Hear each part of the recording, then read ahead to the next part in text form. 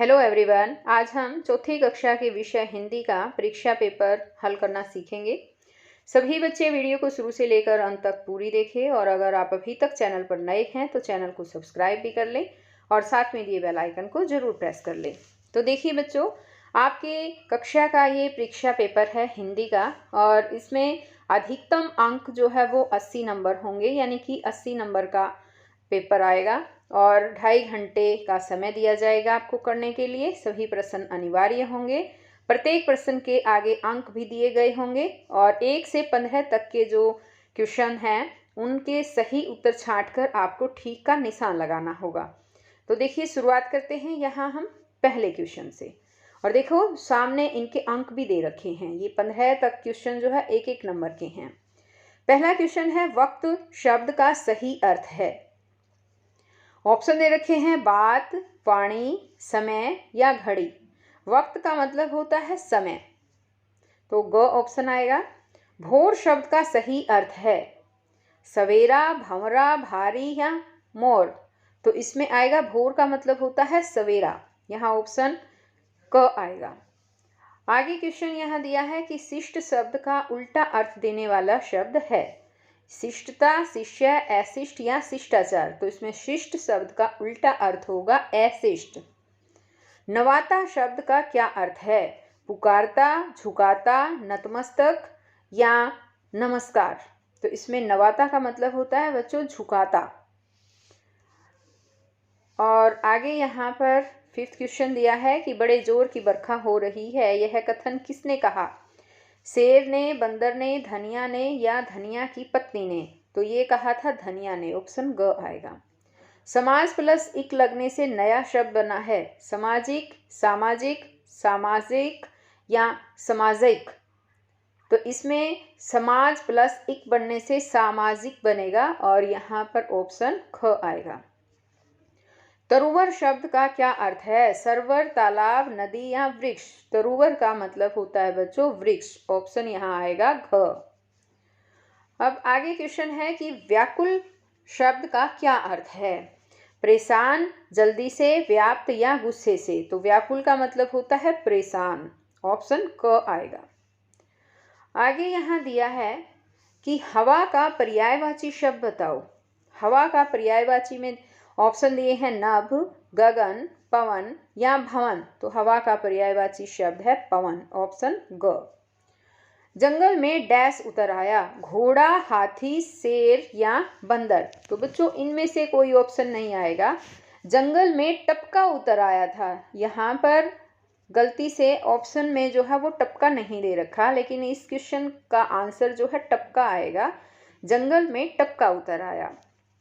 आगे है, गांधी जयंती कब मनाई जाती है? 2 अक्टूबर, 1 जनवरी, 15 अगस्त या 26 जनवरी।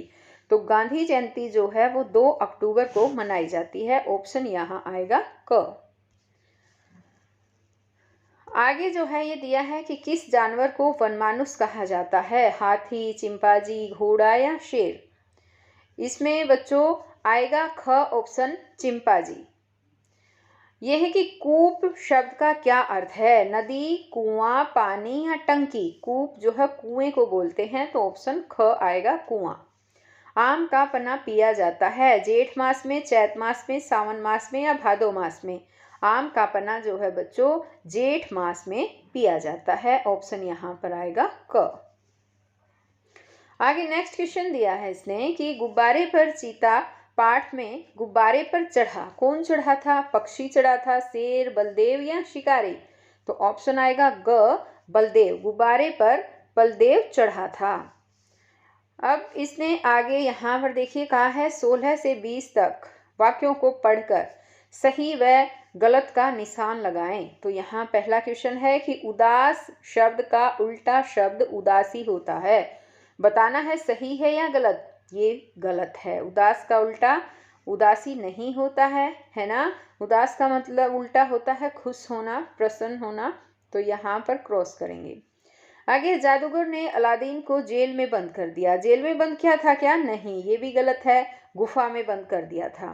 वृद्ध व्यक्ति अलादीन का पिता था, ठीक है क्या बताओ? नहीं, वृद्ध व्यक्ति जो है वो एक जादूगर था, अलादीन का पिता नहीं था, ये भी क्रॉस करेंगे। बालक माँ से बांसुरी लेने की जिद कर रहा था, ये बिल्कुल सही है। तोको का देश फूलों व त्योहारों का देश है, हाँ ये भी ठीक है बच्चों। तोको का देश है जापान, और जापान जो है फूलों व त्योहारों का देश है। आगे यहाँ नेक्स्ट क्वेश्चन में कहा है कि 21 से 25 तक खाली स्थान भरो। ये खाली स्थान भरने हैं। तुम्हें सुनाते, यहाँ पर डैश था, ये मैंने भर दिए हैं खाली स्थान। यहाँ लिखा है तुम्हें सुनाते वीरों के बलिदान की, तो आएगा गौरव गाथा। तोको के भाई का नाम शेनाली है। मेरे चांद से मुखड़े पर धूल जमी है। नेताजी का पूरा नाम सुभाष चंद्र बोस है। नेताजी का पूरा नाम है नेताजी सुभाष चंद्र बोस। 10 वर्षों का समूह दशक कहलाता है। बालक को अपनी माँ की याद क्यों आ रही है? आगे क्वेश्चन है यहाँ पर, देखिए कि बालक को अपनी माँ की याद क्यों आ रही है। क्योंकि बालक को माँ ने जाते समय परसों वापस आने को कहा था। माँ के जाने के बाद उसके बिना मन नहीं लगता, उसके बिना बालक का मन नहीं लग रहा है ना, उसको अपनी मम्मी की याद आ रही है। नेक्स्ट क्वेश्चन है कि अलादीन को जादू का दीपक कहाँ मिला। क्वेश्चन का आंसर है कि अलादीन को जादू का दीपक शहर के बाहर जंगल में एक गुफा के अंदर मिला। नेक्स्ट क्वेश्चन इसमें पूछा गया है कि श्री कृष्ण ने गीता का उपदेश किसे और क्यों दिया था। यहाँ पर इसमें उत्तर में जो है वो आएगा कि श्री कृष्ण ने कौरव और पांडवों के युद्ध में अर्जुन को घबराता देखकर गीता का उपदेश दिया था।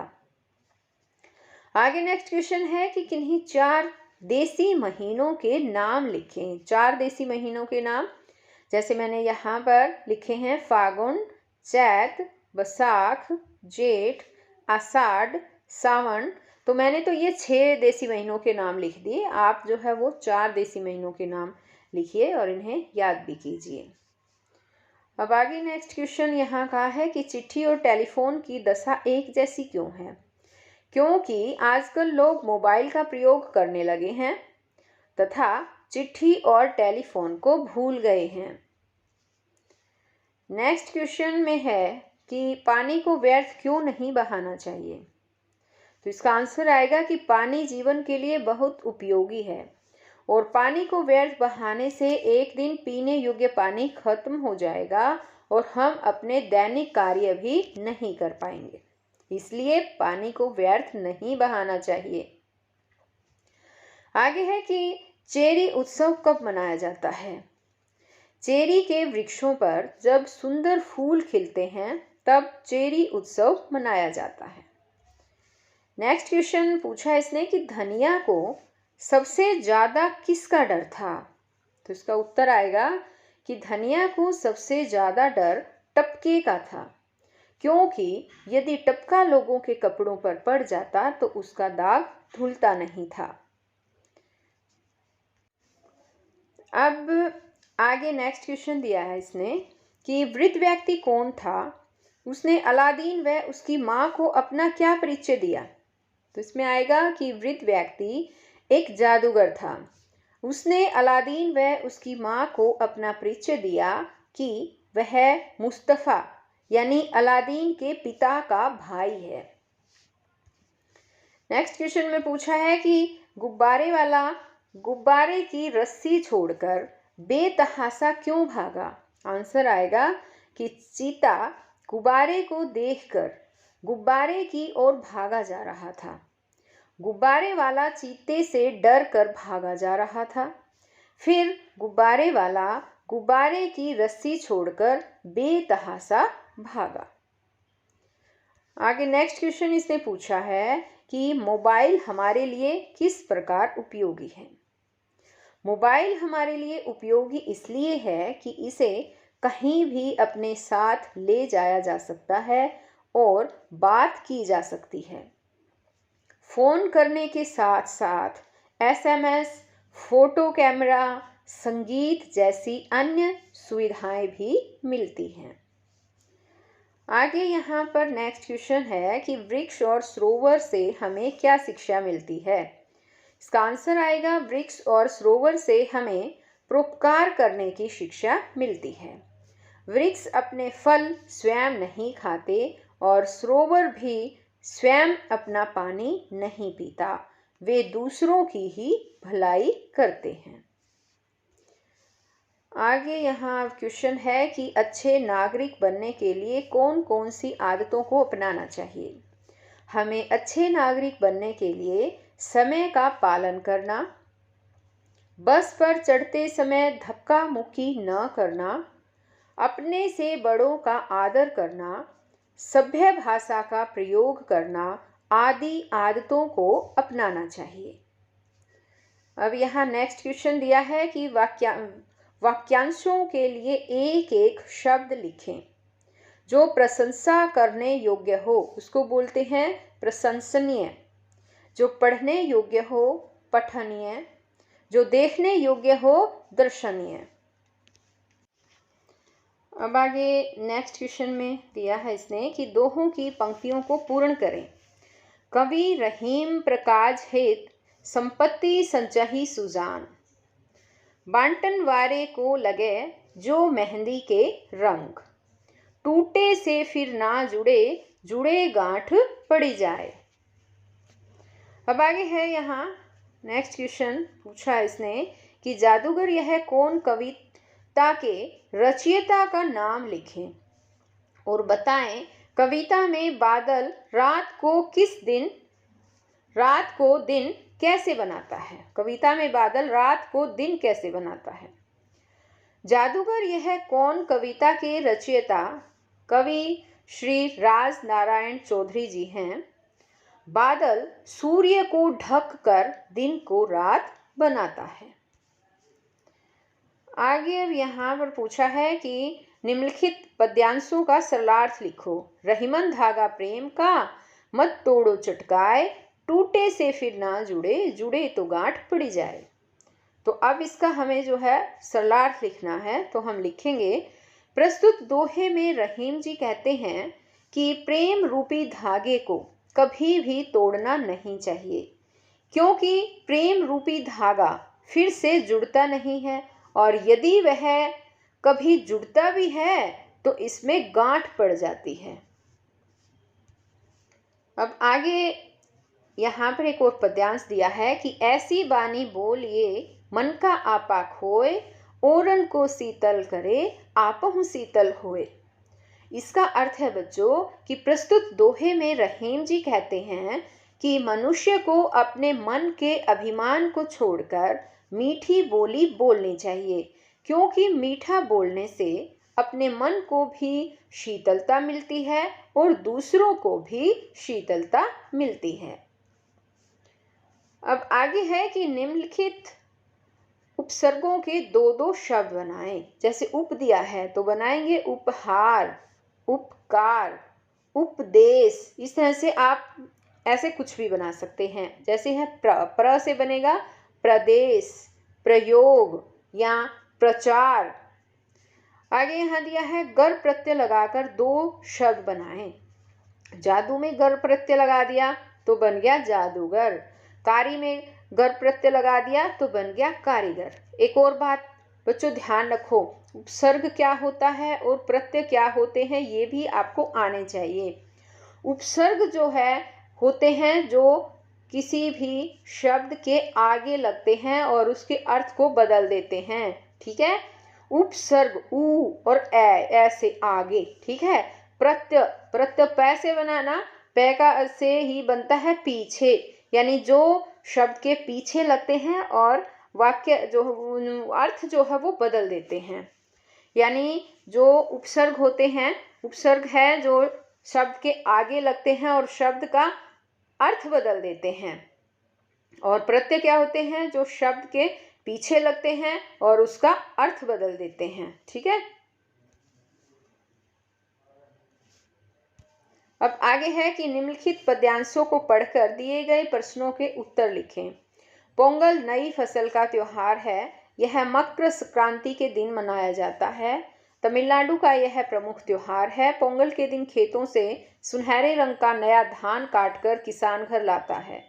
गन्ने की फसल तैयार होती है। इन्हें देखकर किसान का मन नाच उठता है, उसके जीवन में मिठास आ जाती है। संक्रांति के दिन नए चावल का मीठा भात बनाकर सूर्य को चढ़ाया जाता है। इस मीठे भात को पोंगल कहते हैं। तो यहाँ पर देखो बच्चों, ये पद्यांश दिया है और इसको पढ़ने के बाद यहाँ नीचे क्वेश्चन दे रखे हैं। जैसे पहला क्वेश्चन दिया है कि पोंगल किसे कहते हैं, यह कहाँ का त्योहार है, ये है ना इसमें। तो एक बार देखिए इस क्वेश्चन का आंसर, पोंगल किसे कहते हैं, तो यहाँ जो आया है ना, मीठे भात को पोंगल कहते हैं, ये आएगा क्वेश्चन में लिखना है। यह कहाँ का त्योहार है, तो इसमें आप लिखोगे कि तमिलनाडु का यह प्रमुख त्योहार है, यानी कहाँ का त्योहार है, यह तमिलनाडु का त्योहार है, ऐसे लिखेंगे। अब सेकंड क्वेश्चन है कि पोंगल कब मनाया जाता है, तो अब इसी में से हमें ढूंढना है कि पोंगल कब मनाया जाता है। यह मकर संक्रांति के दिन मनाया जाता है, ये लाइन जो है वो दूसरे क्वेश्चन में आएगी। अब इसी तरह से यहाँ पर तीसरा क्वेश्चन जो है वो पूछा है इसने कि पोंगल त्योहार के दिन किसान क्या करता है। किसान क्या करता है, देखिए ये रहा, पोंगल के दिन खेतों से सुनहरे रंग का नया धान काटकर किसान घर लाता है, ये काम करता है किसान। ठीक है। अब नेक्स्ट क्वेश्चन में पूछा है कि संक्रांति के दिन क्या किया जाता है। संक्रांति के दिन क्या करते हैं, संक्रांति के दिन नए चावल का मीठा भात बनाकर सूर्य को चढ़ाया जाता है। और नेक्स्ट क्वेश्चन है कि मिठास शब्द का प्रयोग कर वाक्य बनाएं। मिठास का एक वाक्य बनाना है। और यहाँ पर देखो ये जो जगह दे रखी है ना, इन क्वेश्चंस के आंसर यहाँ लिखने थे बच्चों। मिठास शब्द का प्रयोग करके एक वाक्य बनाएंगे। अब जैसे कि हम लिख सकते हैं, कोयल की बोली में बहुत मिठास है। तो ये वाक्य हमने मिठास से एक वाक्य बना दिया है।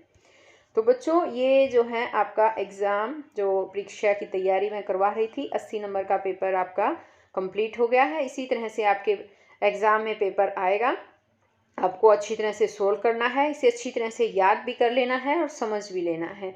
और हम फिर मिलते हैं नई वीडियो में, तब तक के लिए बाय।